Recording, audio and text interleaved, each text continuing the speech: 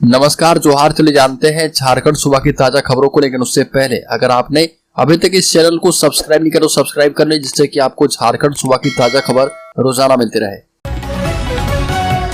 सबसे पहली बड़ी खबर, झारखंड चैम्बर ऑफ कॉमर्स का डेलीगेशन श्रीलंका के लिए होगा रवाना। बिजनेस के तौर तरीके से होंगे रूबरू।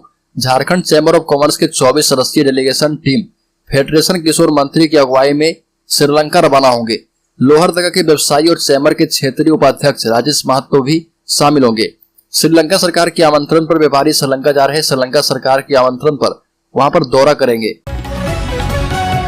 बड़ी खबर, झारखंड पुलिस खरीदेगी 10 इंटरसेप्टर वाहन। गाड़ियों की गति पर लगेगा ब्रेक। सड़कों पर गति की सीमा यानी स्पीड लिमिट को नियंत्रित करने के लिए झारखंड पुलिस 10 इंटरसेप्टर वाहन खरीदेगी। इसे लेकर झारखंड पुलिस मुख्यालय ने आदेश जारी कर दिया है। इससे पहले साल 2018 में झारखंड पुलिस की ओर से 6 इंटरसेप्टर गाड़ियां खरीदी गई थी। इनमें 2 गाड़ियां रांची के लिए, एक गाड़ियां जमशेदपुर, धनबाद, हजारीबाग एवं बोकारो को दी गई है। इंटरसेप्टर वाहन के जरिए स्पीड लिमिट को तोड़ने वाले वाहनों के फोटो उपकरणों में कैद किए जाते हैं और फिर उन्हें ई चालान भेजा जाता है। लेकिन सड़क पर वाहनों की अधिकतम स्पीड क्या होगी, इसका निर्धारण अब तक नहीं किया जा पाया है।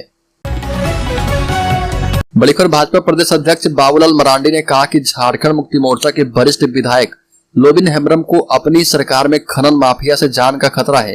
विधानसभा में यह खुलासा करते हुए कहा कि उनकी सरकार ने हाउस गार्ड तक हटाकर उन्हें और भी खतरे में डाल दिया है।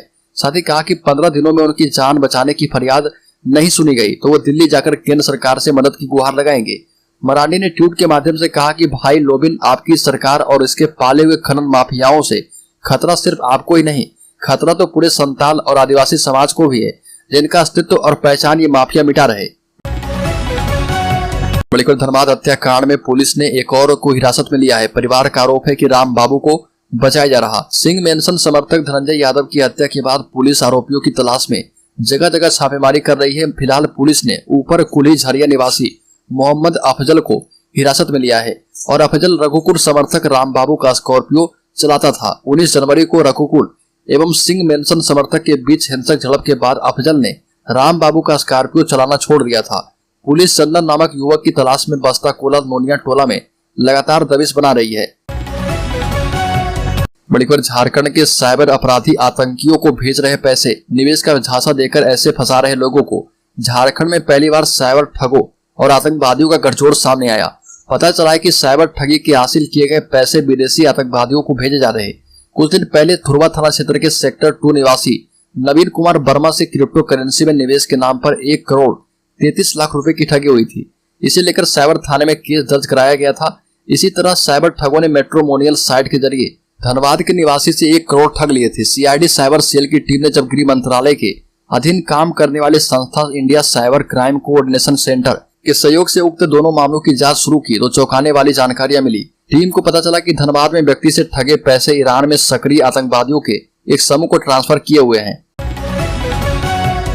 बड़ी खबर, चंद्रयान 3 के उपकरण बनाने वाला एचईसी आर्थिक तंगी में सरकार को लिखी है चिट्ठी। कॉमर्शियल कोर्ट के द्वारा एचईसी यानी हेवी इंजीनियरिंग कॉर्पोरेशन के सीएमडी एवं 3 प्लांट्स के जीएम के ऑफिस सील करने के आदेश के बाद की स्थिति से एचईसी ने केंद्र सरकार को अवगत करवाया है। साथ ही एचईसी को आर्थिक मदद देने का आग्रह किया है। इसके लिए भारी उद्योग मंत्रालय को पत्र लिखा गया है। कहा गया कि केंद्र से आर्थिक मदद नहीं मिली तो एचईसी की मुश्किलें बढ़ सकती है। पत्र में एचईसी की देनदारियों समेत विभिन्न कंपनियों के बकाये के बारे में बताया गया है। बड़ी खबर, अगस्त शुरू होते ही कोयला उत्पादन पर पड़ने लगा असर। कोयला कंपनियों के लिए जून जुलाई बेहतर रहा। हालांकि अगस्त शुरू होते ही कोयला उत्पादन पर असर दिखने लगा है। इस मॉनसून में पहली बार लगातार हो रही बारिश के कारण कोयला उत्पादन प्रभावित हुआ है। कई ओपन कास्ट खदानें यानी खुली खदानों में बारिश से पानी जमा हो गया है। वैसे बीसीसीएल की ओर से बताया गया कि पानी भरने की समस्या ज्यादा नहीं है। बारिश से हॉल रोड कीचड़मय हो जाने से परेशानी हो रही है। ट्रांसपोर्टिंग पर असर पड़ा है। कोलियरी से कोयले को बाहर ले जाने में दिक्कत हो रही है। बड़ी खबर, विश्व आदिवासी दिवस पर जश्न नहीं बल्कि विरोध दिवस मनाएंगे आदिवासी संगठन विश्व आदिवासी दिवस पर जश्न मनाते हैं, लेकिन इस बार रांची के आदिवासी संगठन इस दिन विरोध दिवस मनाएंगे। आदिवासी संगठन मणिपुर घटना और केंद्र सरकार के द्वारा लाए जाने वाले समान नागरिक संहिता से नाराज हैं। कई आदिवासी संगठनों ने विश्व आदिवासी दिवस को विरोध दिवस के रूप में मनाने का निर्णय किया है। आदिवासी समन्वय समिति के राष्ट्रीय समन्वयक एवं पूर्व मंत्री देव कुमार धान ने घोषणा की कि 9 अगस्त को विश्व आदिवासी दिवस पर कोई जश्न या नृत्य संगीत का आयोजन नहीं होगा। केंद्र के द्वारा यूसीसी लाए जाने की पहल मणिपुर में आदिवासी महिलाओं को निर्वस्त्र घुमाने एवं मध्य प्रदेश में आदिवासी युवक पर पेशाब करने के खिलाफ इस दिन को विरोध दिवस के रूप में मनाया जाएगा। बड़ी खबर, राज्य के देवघर जिले में डायरिया के मामले बढ़े हैं। बेड हुए फुल, दूसरे वार्ड में भर्ती किए जा रहे मरीज। मौसम में लगातार बदलाव के कारण लोगों की सेहत पर काफी असर पड़ रहा। कभी भीषण गर्मी तो कभी बारिश से लोगों की परेशानी बढ़ रही है। इस बदलाव के कारण खान पान में जरा सी भी अनदेखी लोगों को बीमार कर रही है। 10 दिन में ही देवघर में सदर अस्पताल के डायरिया वार्ड में ही करीब 187 मरीज भर्ती हुए। औसतन हर दिन 16 से 20 मरीज भर्ती हो रहे। इसमें महिलाओं, बच्चों और बुजुर्गों को डायरिया के शिकार होते देखा जा रहा। इन दिनों बाहर से आने वाले कांवड़ियों को भी लगातार यह परेशानी हो रही है। बरसात के मौसम में चापाकलों और कुएं के पानी पीकर भी लोगों को यह समस्या हो रही है। बड़ी खबर, धनबाद के एक तालाब में 50 क्विंटल से अधिक मछलियों की मौत, सतह पर तैरते दिखे 100। प्रशासन पर लगा लापरवाही का आरोप। Loco tank watch and ward colony तालाब का पानी अत्यधिक जहरीला हो गया है। हालात ऐसे बन गए हैं कि पानी के अंदर घुलनशील ऑक्सीजन की मात्रा बहुत ही कम हो गई है। इसकी वजह से लगातार इस तालाब में मछलियां मर रही है। ऐसे में तालाब की ऐसी स्थिति होने के बाद तालाब की 50 क्विंटल से अधिक मछलियां मरकर पानी की ऊपरी सतह पर आ गई।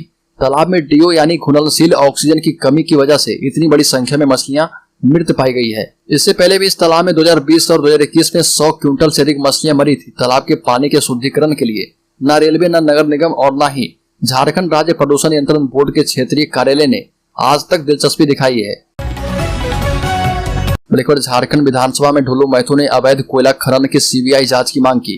बागमारा से बीजेपी विधायक ढुल्लू महतो ने धनबाद में हो रहे करोड़ों रुपए के कोयला खनन की जांच सीबीआई या फिर ईडी से कराने की मांग को लेकर विधानसभा के बाहर प्रोटेस्ट किया और कहा कि धनबाद जिले में राष्ट्रीय संपत्ति की लूट माफियाओं के द्वारा की जा रही है और अवैध खनन धड़ल्ले से हो रहा। इस मामले में सरकार किसी भी स्तर से जल्द जांच कराए। बड़ी खबर, झारखंड में सहायक शिक्षक नियुक्ति परीक्षा में विसंगतियों को लेकर भाजयुमों का जिला मुख्यालय पर धरना। झारखंड सरकार के द्वारा निकाले गए 26,000 सहायक शिक्षक नियुक्ति परीक्षा में विसंगतियों को लेकर भाजयुमों के द्वारा जिला मुख्यालय पर राज्यव्यापी 1 दिवसीय धरना करते हुए सरकार से अविलंब सहायक शिक्षक नियुक्ति प्रक्रिया में संशोधन करने की मांग की है। इसी कड़ी में सरायकेला जिला मुख्यालय पर भी भाजयुमों के द्वारा 1 दिवसीय धरना दिया गया। इस संबंध में जानकारी देते हुए भाजयुमो जिलाध्यक्ष अभिषेक आचार्य ने बताया कि राज्य सरकार युवाओं को गुमराह कर रही है। साथ ही कहा कि अभी बहाली प्रक्रिया शुरू भी नहीं हुई है और मामला हाईकोर्ट पहुंच गया है। साथ ही कहा कि सरकार की गलत नीतियों की वजह से लाखों सीटेट पास अभ्यर्थी रोजगार से वंचित रह जाएंगे। श्री आचार्य ने बताया कि हर साल राज्य के लाखों युवा बीएड और जीटेट कर रहे हैं। बड़ी खबर, एटीएस ने माओवादियों के हथियार सप्लायर को दबोचा। झारखंड की आतंकवाद निरोधी दस्ता ने राज्य में माओवादियों और संगठित गिरोह के अपराधियों को हथियार और गोली सप्लाई करने वाले प्रभाकर को बिहार के नालंदा जिला स्थित पावापुरी से गिरफ्तार किया है। इससे पहले एटीएस ने 13 जनवरी को प्रभाकर से हथियार और गोली खरीद कर झारखंड में सप्लाई करने वाले रवि प्रजापति को 150 राउंड जिंदा कारतूस के साथ गिरफ्तार किया था। इसी केस के अनुसंधान के क्रम में प्रभाकर को एटीएस ने गिरफ्तार किया है। एटीएस की टीम पटना से प्रभाकर को लेकर रवाना हो चुकी है। बड़ी खबर, सुभाष मुंडा की प्रतिमा का अनावरण करके बोली सीपीएम नेता बृंदा करात, हत्याकांड की जल्द सुलझे गुत्थी। दलादली चौक पर सुभाष मुंडा की स्मृति में आयोजित श्रद्धांजलि एवं संकल्प सभा में बड़ी संख्या में लोग जुटे और लोगों ने उनके सपनों को पूरा किए जाने का संकल्प लिया। सभा को संबोधित करते हुए सीपीएम की पोलित ब्यूरो सदस्य बृंदा करात ने कहा कि यह घटना उनके लिए स्तब्ध कर देने वाली है। 34 वर्ष का नौजवान काफी कम समय में इलाके का हर दिल अजीज बन गया, क्योंकि वह इस क्षेत्र में आदिवासियों और अन्य गरीबों के हर सुख दुख में तत्परता से खड़ा रहता था। हत्याकांड की गुत्थी जल्द से जल्द सुलझाने की मांग भी की गई है। बड़ी खबर, 27% आरक्षण के लिए वैश्य मोर्चा का विधानसभा के समक्ष त्राहिमाम धरना।